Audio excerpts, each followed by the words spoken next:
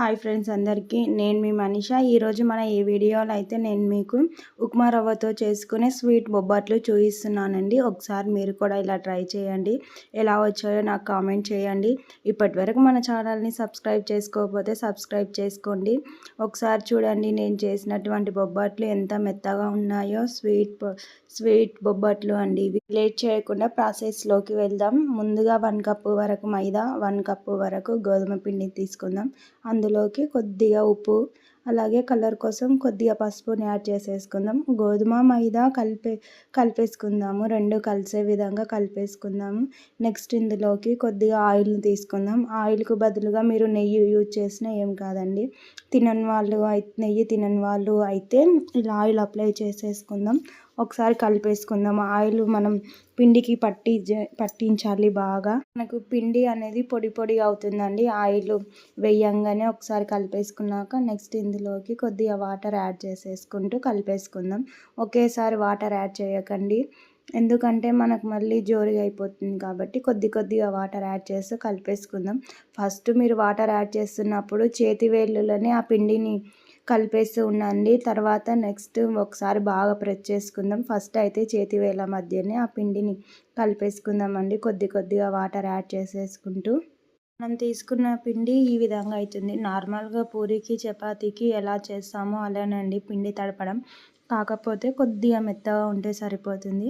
అలాగే ఈ పిండి ముద్ద తడి ఆరనివ్వకుండా ఒక క్లాత్లో కానీ ఒక కవర్లో కానీ ఉంచేసుకుందామండి. నెక్స్ట్ ఒక గిన్నె పెట్టేసుకొని 1 కప్పు ఉప్మా రవ్వకి 3 కప్పుల వరకు అయితే వాటర్ తీసుకుందామండి. ఇక్కడ నేను తీసుకునేది సన్నదండి, ఉప్మా రవ్వ సన్నగా ఉంటుంది కదా, అది వైట్ కలర్లో ఉండేది. బొంబాయి రవ్వ కాదు, సన్న ఉప్మా రవ్వని తీసుకుందాము. ఈ వాటర్ మరుగుతున్నప్పుడు ఇందులోకి ఉప్మా రవ్వని యాడ్ చేసేసుకుందాము. ఉప్మా రవ్వ వేయంగానే కలపకుండా ఉంటే ఉండలు కట్టేస్తుంది కాబట్టి కలిపేసుకుంటూ ఉందామండి బాగా. ఉండలు కట్టకుండా, అలాగే తొందరగా అడుగు పట్టేస్తుంది కాబట్టి స్టవ్ లో ఫ్లేమ్లోనే ఉంచేస్తూ కలుపుతూ ఉందామండి. నేను ఛానల్ కొత్తగా స్టార్ట్ చేసా, కొంచెం నా వాయిస్ ఓవర్లో ఏమన్నా డిఫరెంట్ ఉంటే ఏమనుకోకండి. కొంచెం వాయిస్ ఓవర్ ఇవ్వాలంటే భయం అవుతుంది. అనుకున్నది ఒకటి, వాయిస్ ఓవర్ ఇచ్చే టైంకు ఇంకోటి అయిపోతుంటుంది. ప్రాసెస్ చూడండి. ఉప్మా రవ్వ 50% వరకు ఉడికిన తర్వాత అందులోకి షుగర్ని యాడ్ చేద్దాం. 1 కప్పు ఉప్మా రవ్వకి 1 కప్పు షుగర్ అయితే పర్ఫెక్ట్గా సరిపోతుంది. కొంతమంది షుగర్ అంటే ఇష్టం ఉండని వాళ్ళు, తినని వాళ్ళు ఉంటే 1 కప్పు బెల్లంని యాడ్ చేయండి, టేస్ట్ బాగుంటుంది.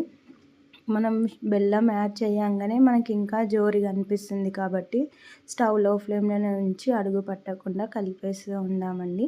ఇందులోకి కొద్దిగా ఇలాచీ పొడిని యాడ్ చేయండి. పొడి ఉంటే సరే, లేదంటే ఒక 2-3 ఇలాచీలను దంచి వేసేసుకుందామండి. ఈ ఉప్మా రవ్వ అనేది మనకు గట్టి పడాలండి. గిన్నె నుండి వేరే అవుతున్నప్పుడు స్టవ్ ఆఫ్ చేసేసుకోండి. జోరుగా ఉంటే మనకు బాల్స్ రావు. గట్టి పడ్డ తర్వాతనే ఉప్మా రవ్వ స్టవ్ ఆఫ్ చేసేసుకుందామండి. మనం ముందుగానే తడిపించుకున్నటువంటి పిండి ముద్దను తీసుకొని ఒక్కసారి దాన్ని మెత్తగా చేసేసుకుందామండి. తర్వాత చిన్న బాల్గా చేసుకోవడమే. చపాతీకి ఉండలు ఎలా చేస్తామో అలాగా చిన్న బాల్స్ లాగా చేసేసుకుందామండి. నేను తీసుకునే 2 కప్పుల పిండికి నాకైతే 5 బాల్స్ అయినాయి. నెక్స్ట్ వీటిని ఒక ప్లేట్లోకి అయితే తీసేసుకుందాము. తర్వాత మనం ఉడికించుకున్నటువంటి ఉప్మా రవ్వ ఉంది కదండి, దాన్ని కూడా చల్లారిన తర్వాత చేతికి ఆయిల్ అప్లై చేస్తూ ఉండలుగా కట్టేసుకోవడమేనండి. చేతికి ఆయిల్ అప్లై చేయండి లేదా నెయ్యి అప్లై చేయండి. డైరెక్ట్గా మనం ఉండల్లాగా కట్టడానికి పోతే అవి రావు, చేతులకే బంకలా మనకు అతుక్కుంటుంది. కాబట్టి చేతికి ఆయిల్ కానీ నెయ్యి కానీ అప్లై చేస్తూ చిన్న ఉండలుగా చేసుకుందాం.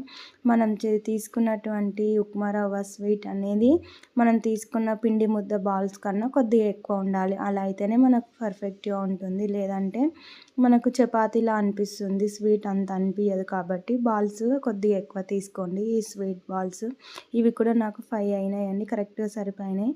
నెక్స్ట్ చూడండి, ఒక పిండి ముద్దను అయితే తీసేసుకుందాం.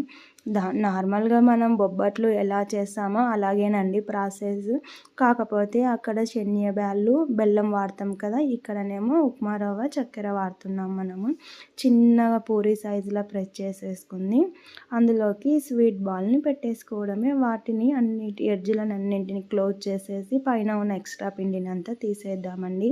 ఇక్కడ నార్మల్గా చేత్తో కాకుండా చపాతీ కర్రతో కూడా చేయొచ్చు. కాకపోతే మనం చేత్తో చేస్తే మనకు తెలుస్తుంది అన్నమాట.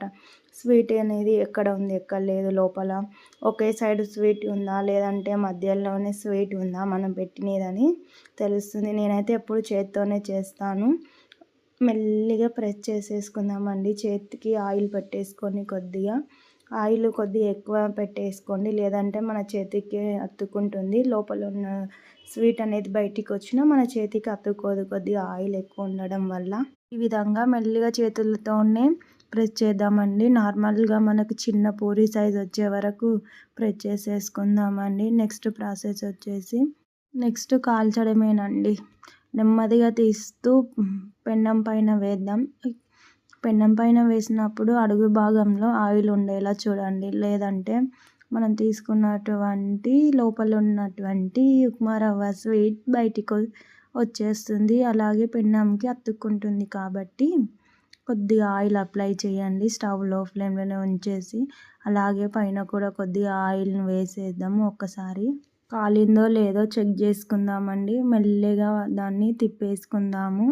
స్లోగా స్టవ్ అయితే లో ఫ్లేమ్లోనే ఉంచండి, లేదంటే తొందరగా మాడిపోతుంది.